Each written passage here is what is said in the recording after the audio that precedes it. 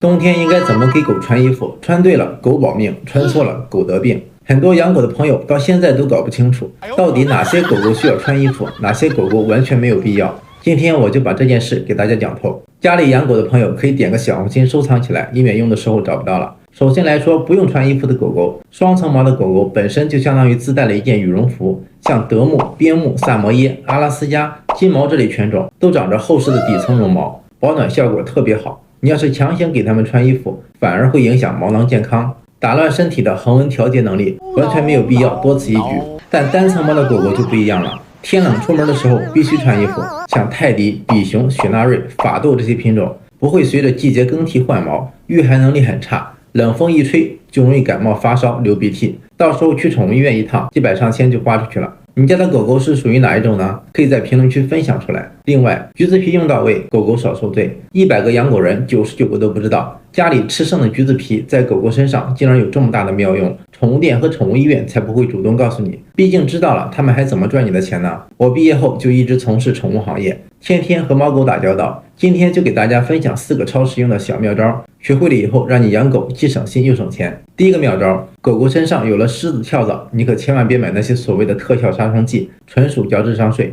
还容易刺激狗狗娇嫩的皮肤。其实咱们只需要把家里吃剩的橘子皮加水煮沸，放凉后装到喷壶里，喷洒在狗狗身上就行。因为橘子皮里含有聚甘醇，是虱子跳蚤的天然克星。要是狗狗身上的虱子跳蚤数量比较多，还可以把橘子皮搭配白醋，倒入温水中给狗狗泡澡，这样能更轻松的让这些小害虫从狗狗身上脱落。第二个妙招，要是狗狗出现了皮肤问题，比如圆形掉毛、起皮屑，或是长了大片红点、红疙瘩，尤其是那种大面积发作、反反复复总不好的情况，教你一个管用的办法。去药店买1瓶碘伏和1瓶妇炎洁，按照1:30的比例兑水，给狗狗泡澡，洗完后及时吹干，坚持1周2次，不仅能解决狗狗的皮肤烦恼，还能轻松去除狗狗身上的异味。第三个妙招，换季的时候狗狗容易流鼻涕、打喷嚏，甚至是感冒发烧，别再去宠物医院花冤枉钱了，咱们去药店买小儿阿莫西林和双黄连，每天喂2次，一般2到3天就能看到好转。第4个妙招，如果发现狗狗总是用后腿抓挠身体，在家蹭来蹭去，或者拖着屁股走路，啃咬自己的身体和尾巴，甚至躺在地上来回打滚，